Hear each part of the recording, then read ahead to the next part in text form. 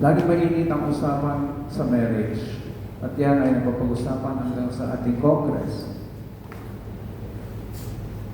Maraming taon na lumipas, pinag-aralan na ng maraming scientists, philosopher, ang marriage.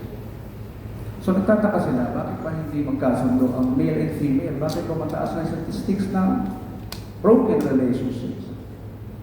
So nakakita sila ng sagot sa kanilang pag-aaral. Ang number one need pala ng kababaihan ay love. Ang number one need pala ng mga kalalakihan ay respect. Pag alam mo yan, may apply mo. Pag hindi mo alam, hindi mo magagawa. Hindi mo mapapractice. Bakit? Kasi hindi mo alam eh. Pag naiintindihan mo yung asawa mo, na love pala ang kailangan niya, ibig sabihin, kailangan niya lagi ng atensyon. Ibig sabihin, love ang kailangan ng babae, kailangan lagi niya ng affection, ng security, ng protection. Bawal silang paiyakin, bawal silang maguto, bawal silang mahirapan sa mga bagay-bagay. Ganun nga yung expectation nila sa lalaki. The moment na pumasok sila sa marriage, they expect the man to give them protection, sustenance, nourishment, all of them, all of the above. Ina-expect ng mga kababaihan yan sa mga kalalakihan. So kapag hindi po yan alam ng lalaki nag-asawa, dun pala problema na. Bakit? Because you cannot do the things that you don't know. So hindi mo tatanggap ng babae yung ina-expect niya. Package nga yan eh, di ba? Package deal. Kaya mo tinanggap yung alok ni Joseph, may package deal siya, dala-dala. Ano yun? Kahit hindi ko kayo tinanong, alam ko yun. Diba? Hindi mo siya papahiyak eh, hindi mo siya papahirapan. Lagi siyang busog, lagi siyang tatawa. Oh. Everything. Alam niyo ba, yung binasa nating readings kanina, hinugot yung babae sa katawan ng lalaki para daw maintindihan mo, husbands, fathers, na yung babaeng pinili mo, inangkin mo, yan ay galing sa katawan mo, galing sa desisyon mo. Hindi nila yung desisyon. Pumayag lang kasi napaniwala mo. Diba? Na-convince mo. Sa ibang salita, nabola mo. Tinanggap. Diba? So, dahil ikaw ang nag-desisyon niya, lahat ng kailangan niya, pananagutan mo. Huwag muna natin pag-usapan ng equality, mamaya na. Because we are referring to the design of marriage. Kasi pag pinasok niya equality, talagang maguguluhan kayo. Mamaya sasabihin ko yung equality na yan. So, nararamdaman ng babae yun. Pumayag siya sa'yo, because pinurso mo, dahil hindi naman sila nagpupurso ng lalaki. Hindi yung nature ng babae na maghabol ng lalaki. Kaya pag pumasok yan sa marriage, ramdam nila, uy, aalagaan ako nito. Uy, puproteksyonan ako nito. Uy, bibigyan nila ng kailangan ko. Kaya yung feeling nila na ang pera nila ay pera din nila at ang pera mo ay pera din niya, yung feeling nila na yan, hindi nila invento yan. That is a natural template sa katauhan ng bawat babae na nag-aasawa. Kaya huwag kayong magre-reklamo, mga sir, mga ma'am. Okay? Nature nila eh. Nature nila yun eh. Bakit? Nag-asawa eh. Hindi naman nila maramdaman yan pag single sila. Okay? So yun ang isang kailangan maintindihan ng bawat lalaki. Dahil ikaw yung nagsimula ng marriage, sa'yo nagsimula, nag-umpisa, ikaw po, husband, father, yung manager ng institusyon. Sa'yo pinagkatiwala ng Diyos yan. Dahil nung nilagay ng Diyos yung lalaki sa garden, sabi niya, work and take care of it. Genesis 2:15. Work in Hebrew means vision. Isa sa ina-expect na kababaihan, yung lalaki may vision, may pangarap. Kaya iniiwanan niya yung mga lalaki walang direksyon eh. Patambay-tambay, pasugal-sugal, hindi niyo feel yung maging asawa, di ba? Bakit? Because deep inside your hearts, you seek a man na merong direksyon sa buhay. Dahil yun ang tinanim ng Diyos sa lalaki bago niya binigyan yung babae. Kaya pag walang naramdaman gano'n, yung lalaki, hindi pa ready yan. Huwag niyo munang pilitin mag-asawa, porque may edad na, porque 30 na, uy, mag-asawa ka na. Huwag niyo pilitin mag-asawa. Hindi pa nakikita yung vision niya, yung kanyang goal sa buhay. Dahil pag yan, binigyan mo kagad ng asawa, ng babae, paglalaroan niya yung babae. Hindi alam ng babae, saan pupunta yung ating pagsasama? Saan pupunta yung ating marriage? Okay? Tigilan na natin yung kultura, pinipilit natin mag-asawa because tumatanda na siya. Hindi po ganun ang sukatan ng Diyos sa pag-aasawa. Ang vision needs goal, pangarap. Kaya mawalan kayo ng gana kapag walang pangarap yung husband, anong pangasawa niyo? At itong kagandahan ng gawa ng Diyos. Pupunta na tayo sa equality. Before nilagay ng Diyos yung lalaki sa Garden of Eden, kinausap niya yung dalawang yun. Pareho yan powerful, pareho yan may authority to dominate natural resources, not to dominate another human being. So sabi niya, let us make man according to our own image. Silang dalawa yun. Kaya pag wala direksyon ang lalaki, ang babae magte-take over. Siya ang gagawa ng direksyon sa pamilya. Siya ang gagawa ng goal. Siya hindi diskarte. And you will never like it. Hindi magugustuhan ng lalaki na pinapatakbo ng babae ang inyong buhay. Hindi kayo matutuwa. Bakit? Because yung vision nawawala. So, para maintindihan natin ang marriage, na hindi rin naiintindihan ng mga bugatong nakausap ko, sabi nila, there are no hard and fast rules in marriage. Wedding, pinag-aralan ko, family code, article 1, marriage is a special contract of a male and female. Ano sabi?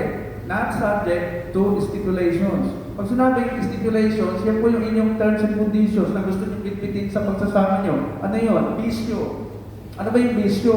Pagpapasaya sa sarili. Kailan ginagawa pagpapasaya sa sarili? Nung ikaw ay single. Nung ikaw ay single pa. Ang dami mong taon para pasayahin ang sarili mo. Pero pag nag-asawa ka na, sino na pasasayahin mo? Sino na? Joseph. Siya na. Pag nag-asawa ka na, sino na pasasayahin mo? Violet? Siya na. Kaya wala nang babalik ang party girls. Wala nang babalik ang mga bisyo. Yun yung hindi pwede ipasok ka sa marriage, bawal na. Wala lang kasi criminal liability, kaya akala natin, okay lang, pero hindi okay sa asawa mo. Hindi okay sa asawa mo na uuwi kang lasing. Hindi okay sa asawa mo na ikaw ay laging naninigarilyo, umiinom ng bababae. Hindi po yan magugustuhan ng asawa niyo. Dahil pagpapasaya sa sarili yan. Tapos ka na dyan. So yan, hindi natin naiintindihan. Testing ko kayo. Sino naniniwala sa perfect marriage? Taas ang kamay. Oh, you see? Hindi natin naiintindihan masyadong marriage. Sabi pa ng mga scientists, ang marriage is from the word gem. Gem, precious stones. Paano ba pinupure? Paano ginagawang pure ang isang precious gem? Gold, silver, diamond, paano yung ginagawang pure? Eh, inaalis yung impurities, kalat-kalat yan eh. Hanggang sa pinagsama-sama na, iinitin, no? Yung pag-init na yan, yun yung argumento, yun yung mga discussion, yung mga pagtatalo nyo, pinag-iinit. Pag sumuko ka dyan, never kayo magiging isa. Never kayo magiging pure. Never kayo magiging valuable. Because kinokontra nyo. Hindi kayo magiging isa. The goal is to be one. Ano yung one?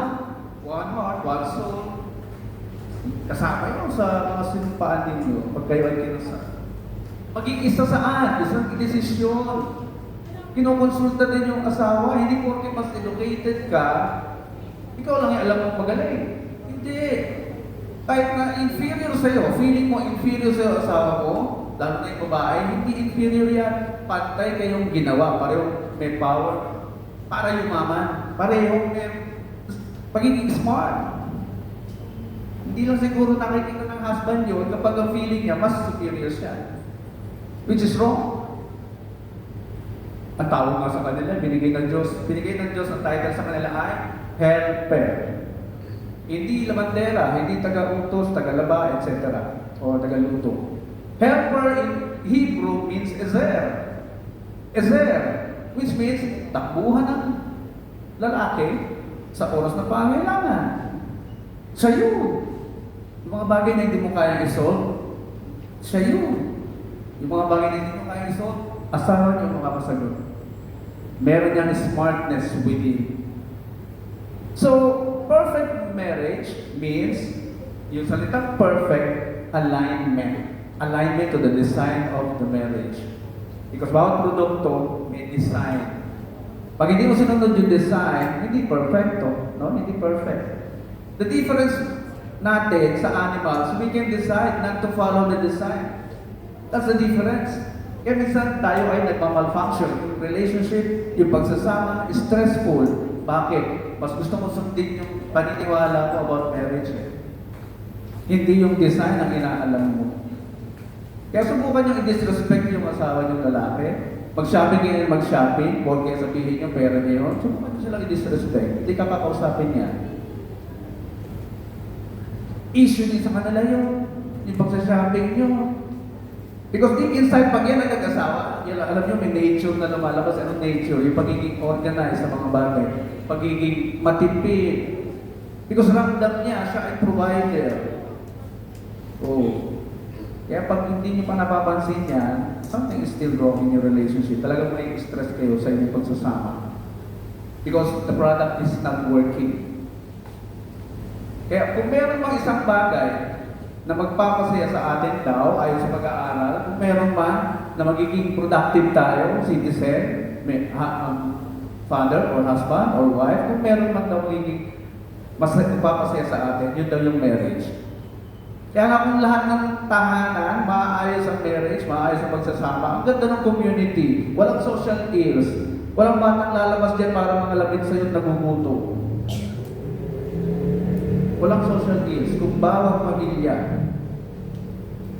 ay nagagamit ng tama yung design ng marriage, ina-apply. So dahil affection, love yung kailangan nila, ano kailangan gawin, sir? Maging malambing. Ang dami kong husband nakausap sa counseling, sir, hindi ako malambing eh. Hindi mag-a-adjust ang marriage sa'yo. Ikaw ang mag-a-adjust. Kailangan mo maging malambing sa asawa mo. Bawal din sa kanila maging harsh. Sabi niya po sa Pablo, husbands, love your wives and do not be harsh to them. Because, sabi ng science, they are emotionally created. Sabi din ng science, respect and submit to your husband. Bakit? Kasi they are created to be logical. Magagalit talaga yan pag ininsulto mo. Pag sinabihan mo, tamad-tamad ka naman, or mas malaki pa ang kita mo sa'yo, subukan yung ganun din ng asawa mo. Tinan mo kung matuwa sa yan, hindi ka kakausapin niya. Hanggang isang araw, nasa CR, maririnig mo na lang yan kumakanta. Bakit gayon ka na? O, pag narinig mo na kumakanta yung husband mo ng ganun, mabahala ka na. Okay? Katukin mo na yung pintuan. So the goal is to be one. Maging perfect stone. Maging pure. Because pag naging pure na kayo, you become valuable. A valuable human beings. Na hindi kaya itumba ng kahit sino. Hindi kaya tuksuhin. Hindi kaya pulahin, hindi naman. Hindi ka gawin ng asawa ko yan. Dapat dumating kayo sa point na gano'n. Dapat maging isa. And finally, sabi ni Einstein, marriage is a race. Sabi niya, marriage is a race, but it will be an enjoyable journey. May requirements ang binigay if you have one spirit. Because ang isang katawan ay nangangailangan lamang ng isang espiritu. Ang isang katawan ay nangangailangan lamang ng isang ulo, which is you, the husband. Pag hindi ka nag-take the lead as the leader in the home, she will take over because she also has leadership ability. And you will never like it, Joseph. Take the lead. Bigyan mo ng chance na mag-lead. Ha? Bigyan mo ng chance na magdesisyon after consultation sa iyo. Ha? Don't decide mag-isa. Huwag i-surprise ang asawa. Okay? Pag-usapan before making any decision. Yeah, so, the goal is habang tumatagal kayo, nawawala na yung mga pangit na ugali, nawawala na yung mga pagiging maldita, nawawala na yung mga bisyo, until maramdaman ninyo, hindi na kayo nagtatalo. Puro na lang saya, puro na lang ligaya yung araw-araw ninyong pagsasama. Yung mga hindi pa nakatry, itry nyo, subukan nyo try nyo po. So, may isang pamang song na gustong iparinig sa inyo. Ano ang song? I wanna make you smile. Kapatid mo lagi sa kanya. Whenever you're sad, carry around in your arthritis is bad. And all I wanna do... Sa'yo rin, Joseph. Relax. Yun. That's the goal. Grow old with you. Walang iwanan. Ha? Sabay. Tatanda. Kaya alisin na yung mga bisyo. Ha? Nakasaya. Para magtagal ang buhay ninyong dalawa. So, yan po yung mensahe gusto namin parating sa inyo. Ha? Para sa susunod na kontin kayo ng kasal. Father, perfect marriage. Niniwala ko dyan. Anything that you don't believe with, you will never make any effort to achieve it. Hindi ka niniwala eh. Effort gagawin mo. It all starts here. It all starts here. Mentality. Let both of you enjoy your partnership together. That's the greatest blessing na binigay ng Diyos sa human being.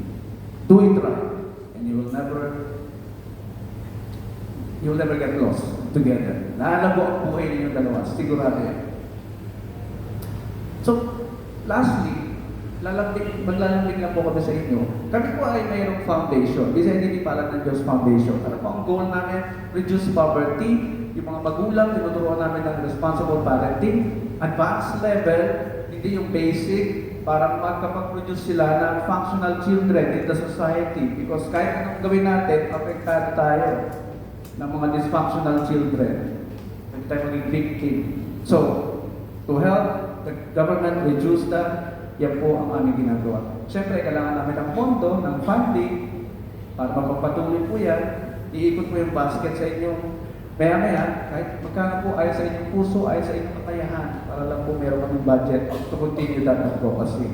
Maraming po salamat muli sa inyong pakikinig, and congratulations again to Joseph and Biden. We will now proceed to the marriage rites. Bride and groom, please stand.